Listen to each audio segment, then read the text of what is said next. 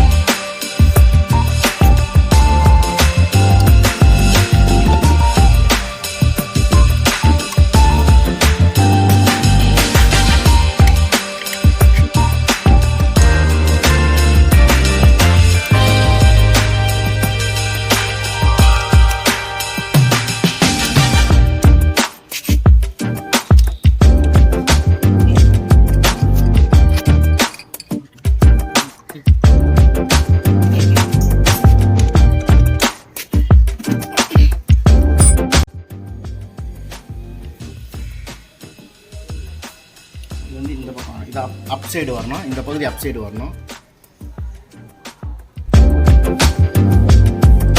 Just கொஞ்சம் முன்னாடி பார்த்தீங்கன்னா நான் ஃபிட் பண்ணல வந்து அதை தலைகீழ ஃபிட் பண்ணியிருப்பேன். அதை திருப்பி கழட்டி மாற்றிட்டேன். அதனால் அதை பார்த்து கன்ஃபியூஷன் ஆகிடாதீங்க. இது வந்து மேல் பகுதி நோக்கி தான் வரணும்.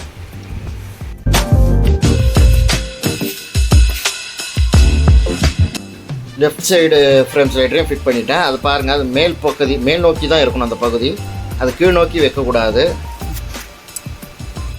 அதை தலைகீழ வச்சுட்டோம்னா அந்த ஃபேரிங்குடைய கேப் உள்ள அது என்டர் ஆகாது.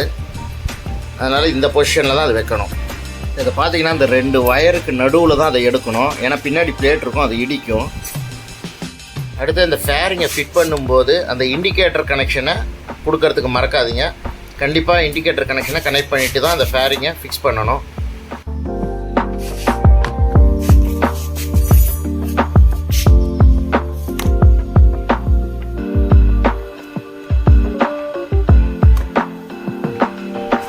எல்லாமே அந்த கேப் இருக்கும். அந்த காடிக்குள்ளே அதை கிளிப் பண்ணணும். கிளிப்பிங் வந்து கரெக்டாக பொசிஷனில் இருக்கான்றதை பார்த்துக்குங்க, கன்ஃபார்ம் பண்ணிங்க, இல்லைன்னா வைப்ரேஷன் இருக்கும். ஸோ அந்த கிளிப்பு கரெக்டாக பொசிஷனில் உட்கார்ற மாதிரி நம்ம பார்த்துக்கணும். அந்த காடிக்குள்ளே போய் லாக் ஆகிடுச்சா அப்படின்றத கன்ஃபார்ம் பண்ணதுக்கப்புறம் ஸ்க்ரூவை போட்டுற வேண்டியது தான்.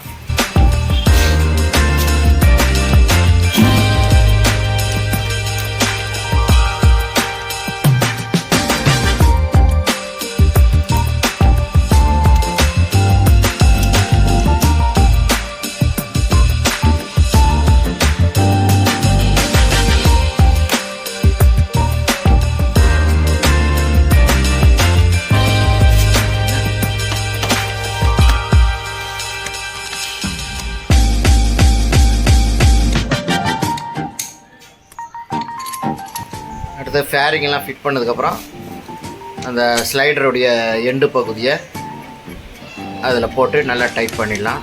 ஹேலன் கீ போட்டு டைட் பண்ணணும்.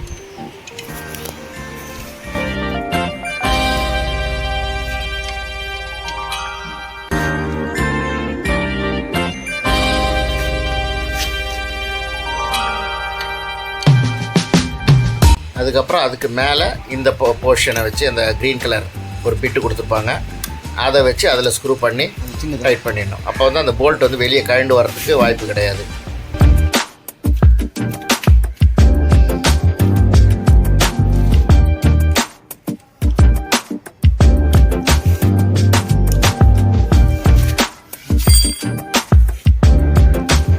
அந்தந்த பகுதிக்கான சைஸு ஸ்க்ரூவை வந்து அந்தந்த இடத்துல வச்சு ஃபிக்ஸ் பண்ணுங்கள், மாற்றி போட்டுறாதீங்க.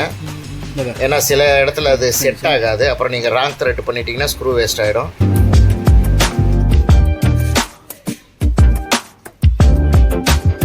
அடுத்து லெஃப்ட் சைடு ஃபேரிங்கை ஃபிட் பண்ணிடலாம். இங்கேயும் அதே மாதிரி தான், கரெக்டாக அந்த காடி கேப்பில் கரெக்டாக போட்டு கிளிப் பண்ணுங்கள்.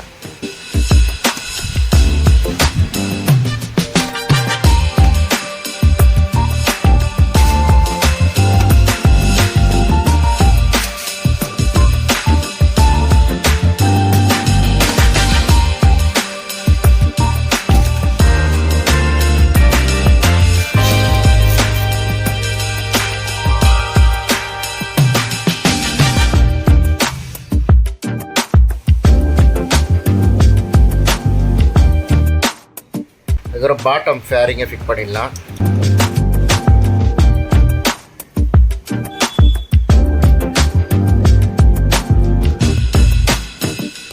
இது பாட்டம் பார்த்தீங்கன்னா அப்படியே கிளிப் டைப்பு தான். அந்த கிளிப்பு வந்து பேக்கில் இருக்கிற க்ரில்லுக்கு ஹோல்ஸ்குள்ளே போய் உட்கார்ற மாதிரி ஃபிட் பண்ணணும்.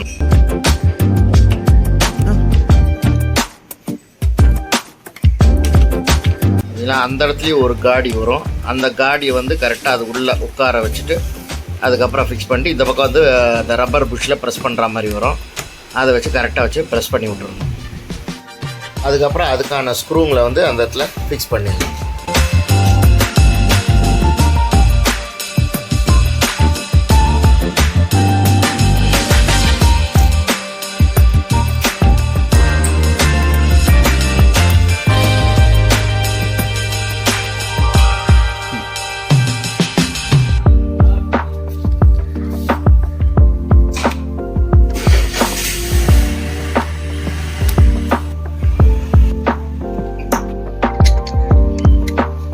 எல்லா ஸ்க்ரூக்கும் அதுக்கான size allen key, correct size allen key use பண்ணுங்கள். அதே மாதிரி ஸ்க்ரூ ட்ரைவரும் correct size screwdriver use பண்ணுங்கள். ஸ்பேனர் போடும்போதும் அதே மாதிரி கரெக்ட் சைஸ் ஸ்பேனரை யூஸ் பண்ணுங்கள். அப்போ ஸ்க்ரூ டேமேஜ் ஆகாமல் இருக்கும்.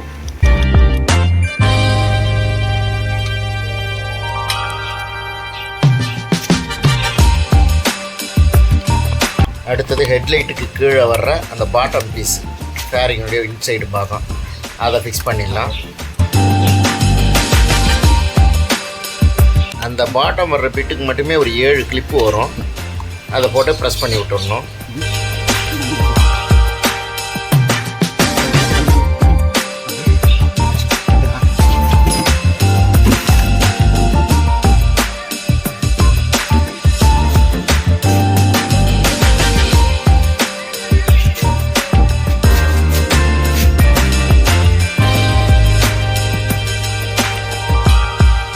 இப்போ வண்டி ரெடி ஆகிடுச்சு. ரைட் சைடு ஃப்ரேம் சைடும் தெரியுது, லெஃப்ட் சைடு ஃப்ரேம் சைடும் தெரியுது. கரெக்டாக லெவலிங்காக இருக்குது பொசிஷனு. ஓகே, அடுத்தது அப்படி பார்த்தீங்கன்னா இந்த லெஃப்ட் சைடு ஃப்ரேம் சைடும் ஃபிக்ஸ் பண்ணியாச்சு.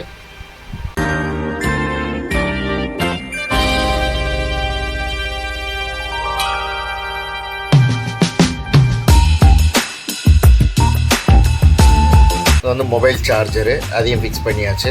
இது வந்து டைரெக்டாக பேட்டரியில் கனெக்ட் பண்ணியிருக்கு. ஸோ அதனால் நம்ம அப்படியே டைரெக்டாக போட்டு சார்ஜ் ஏற்றிக்கலாம். அதுக்கு பின்னாடி ஆன் ஆஃப் சுவிட்ச் கண்ட்ரோல் வச்சுருக்காங்க. ஸோ நம்ம ஆன் ஆஃப் பண்ணிக்கலாம். அதுக்கப்புறம் பார்த்திங்கன்னா கீழே ரேடியேட்டருக்கான ப்ரொடெக்ஷன் கார்டும் ஃபிக்ஸ் பண்ணியாச்சு. அதுக்கு கீழே சைலன்சர் பைப் அடிபடாமல் இருக்கிறதுக்கான ப்ரொடெக்ஷன் கார்டும் ஃபிக்ஸ் பண்ணியாச்சு. ஸோ வண்டி வந்து இப்போ பக்கா ஃபுல் ரெடி ஆகிடுச்சு. ஃப்ரேம் ஸ்லைடரை எப்படி ஃபிட் பண்ணுறதுன்றதை பார்த்தீங்க. கண்டிப்பாக இந்த வீடியோ உங்களுக்கு பிடிச்சிருக்குன்னு நினைக்கிறேன். ரொம்ப யூஸ்ஃபுல்லாகவும் இருக்கும்னு நினைக்கிறேன்.